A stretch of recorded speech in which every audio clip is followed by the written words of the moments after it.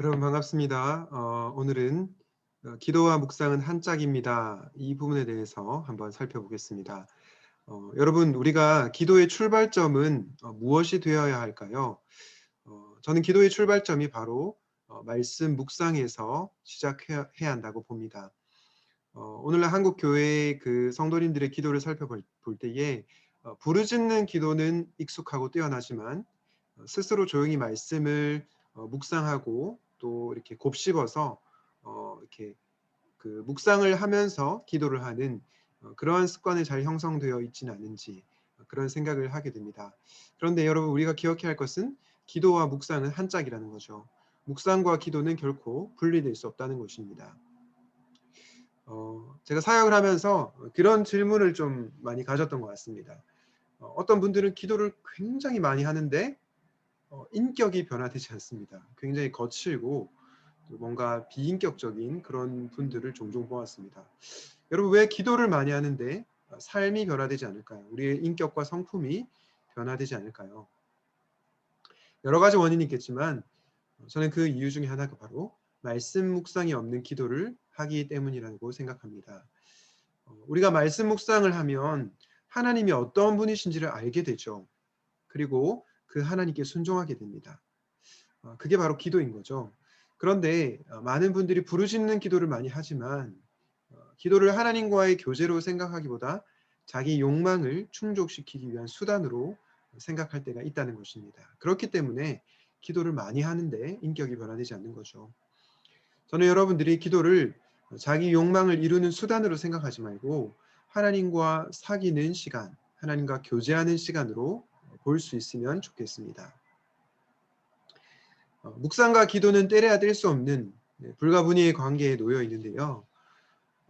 매튜 헨리가 이런 얘기했습니다. 묵상이 기도를 위한 최선의 준비듯이 기도는 묵상의 최선의 결과이다.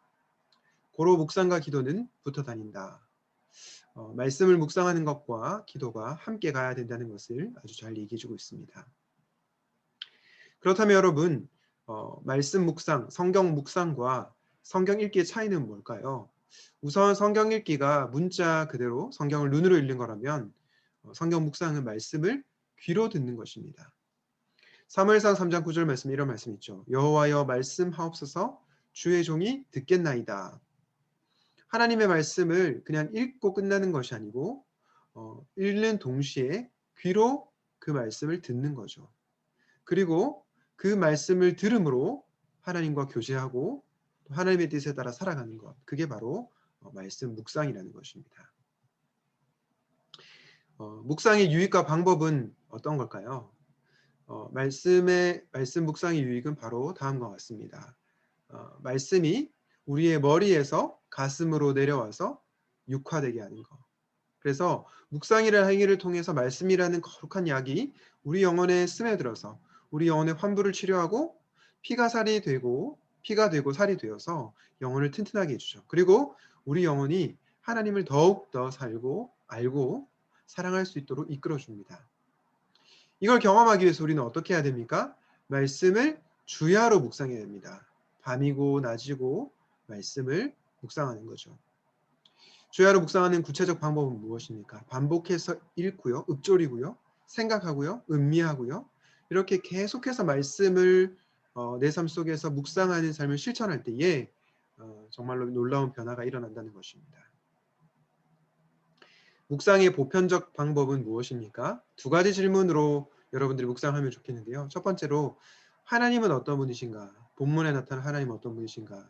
관찰할 필요가 있고요. 두 번째로 하나님께서 나에게 주시는 교훈은 무엇인가? 이 부분을 질문하면서 성경을 묵상하면 좋겠습니다. 우리가 말씀 자체이신 삼위 하나님께 집중하지 않으면 어떤 결과가 일어납니까? 말씀 묵상이 인간의 욕망 충족의 도구로 쉽게 변질될 수 있다는 거죠. 나에게 주시는 교훈이 중요하지만 그 이전에 하나님이 어떤 분이신지를 우리는 바르게 이해해야 되고요. 또한 우리가 말씀을 전체적으로 이해할 필요가 있습니다. 성경 전체의 주제와 맥락을 이해할 필요가 있다는 거죠.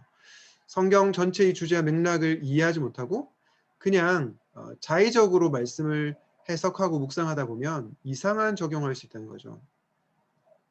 예를 들어서 어떤 사람이 뭐 이거는 좀 극단적인 얘기긴 합니다만 어떤 사람이 도둑질을 하려고 마음먹고 있었습니다. 그런데 요한복음 13장 27절 말씀 읽다가 네가 하는 일을 속히 하라. 그 말씀을 보고 도둑질을 속히 하려고 하는 거죠. 여러분 이게 바른 묵상일까요? 그렇지 않죠. 하나님께서는 도둑질을 금하셨습니다. 우리가 기본적으로 하나님은 어떤 분이신지 안다면 그리고 요한복음 13장 27절에 문맥을 안다면 이런 적용을 하지 않겠죠. 그렇기 때문에 우리가 묵상을 할 때에 주의해야 할 부분이 바로 성경 전체의 주제와 맥락을 알고 하나님이 어떤 분이신지 먼저 집중을 해야 된다. 그 말씀을 드리고 싶습니다. 그렇다면 여러분 묵상의 성경적 개념은 무엇일까요? 시편 1편 2절 말씀에 보면 이런 말씀이 있죠. 오직 여호와의 율법을 즐거워하여 그의 율법을 주야로 묵상하는도다.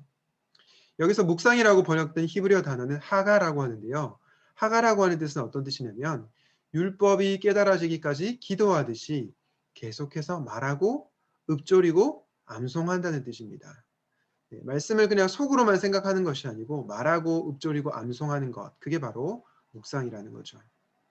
저는 여러분들이 큐티 하실 때 그냥 말씀을 눈으로만 읽지 마시고 소리내어 읊조리고 말하고 또 암송해 볼 수 있기를 추천합니다. 그런 점에서 묵상은 이가탄이라고 할 수 있겠습니다. 우리가 잘 아는 유진 피터슨 목사님, 목사의 목사, 목회자의 목사라고도 하는 유진 피터슨 목사님이 이 이사야 31장 4절 말씀을 인용하면서 이런 얘기를 했습니다. 큰 사자나 젊은 사자가 자기의 먹이를 움키고 으르렁거릴 때에 하면서 그 묵상이란 사자가 먹이를 움키고서 행복에 겨워서 으르렁거리는 모습이다. 이런 말을 했습니다. 실제로 이 으르렁거릴 때의 원어를 보면 아까 우리가 시편 1절, 2절에 나왔던 것처럼 이 하가라는 단어, 동일한 단어인데요. 바로 하가, 이 묵상이란 말이 으르렁거리다라는 말입니다. 제가 여러분 왜 묵상을 이가탄이라고 했을까요? 여러분 그 젊은 분들은 잘 모르실 텐데 예전에 그 이가탄이라는 광고가 있었습니다. 약 광고인데요. 그 광고에 보면은 이런 노래가 납니다. 씹고 뜯고 맛보고 즐기고 씹고 뜯고 맛보고 즐기고. 네. 이가 이제 아픈데 이가탄을 먹으면 이가 낫고 또 씹고 뜯고 맛보고 즐긴다는 거죠. 저는 이 으르렁거리다 사자가 먹이를 움키고 행복에 겨우 으르렁거리는 모습을 볼 때에 이 이가탄 광고가 떠올랐습니다. 묵상은 무엇입니까? 이가탄입니다. 말씀을 씹고 듣고 맛보고 즐기고 씹고 듣고 맛보고 말씀을 즐기는 게 묵상이라는 거죠. 저와 여러분이 그런 묵상을 꼭 경험해 보시면 좋겠습니다. 한 가지 더 보태서 말씀드리면요. 그 성경 묵상에는 암송이 포함된다는 것입니다. 여러분 우리가 씹고 뜯고 맛보고 즐기다 보면 성경이 어떻게 될까요? 자연스럽게 외워지게 되는 거죠. 예를 들어서 시편 23편 말씀 우리가 너무나 잘 아는 말씀이죠. 여호와는 나의 목자신 내가 부족함이 없으리로다. 네가 사망의 음침한 골짜기를 지날지라도 네가 해를 두려워하지 않을 것은 주께서 나와 함께 하시니라. 주의 지팡이와 막대가 나를 안위하시나이다. 이 말씀이 외워지는 이유는 무엇입니까? 계속 읽고 씹고 뜯고 맛보고 즐기다 보니까 자연스럽게 외워지는 거죠.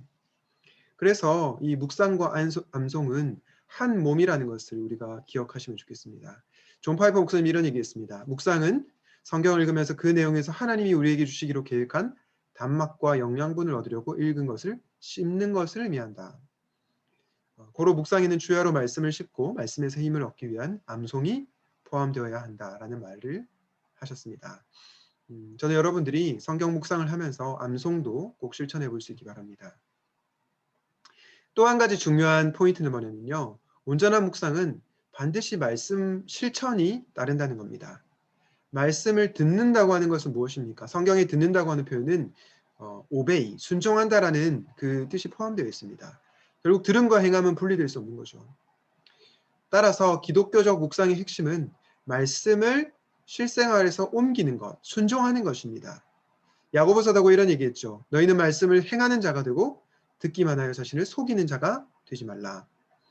여러분들은 어떻습니까? 말씀을 읽고 묵상을 하는데 실천은 안 하고 있지는 않습니까? 저는 여러분들이 말씀을 실천함으로, 말씀에 순종함으로 온전한 묵상인이 되시기를 주님의 이름으로 축복합니다. 오늘 강의 내용을 기억하면서 이렇게 기도하면 좋겠습니다. 말씀 묵상 기도를 통해 주님과 깊이 교제하게 하소서. 말씀은 미가탄이다. 기억나시죠? 씹고 뜯고 맛보고 즐기게 하소서. 마지막으로 말씀을 통해서 변화된 삶을 살게 하시고 말씀에 순종하는 온전한 묵상인이 되게 하여 주시옵소서. 기도하겠습니다. 하나님 아버지, 말씀 묵상 기도를 통해서 우리 주님과 더 깊이 교제하기를 원합니다. 말씀을 묵상할 때에 씹고 뜯고 맛보고 즐기고 사자가 마치 먹이를 물어뜯으면서 으르렁거리는 것처럼 그렇게 치열하게 기쁨으로 말씀을 묵상하는 저희들이 되기를 원합니다. 그것을 통해서 저희들의 삶이 변화되게 하시고 말씀에 온전히 순종하는 온전한 묵상이 되게 하여 주시옵소서. 이 모든 말씀을 우리 구주 예수님의 이름으로 기도하였습니다. 아멘.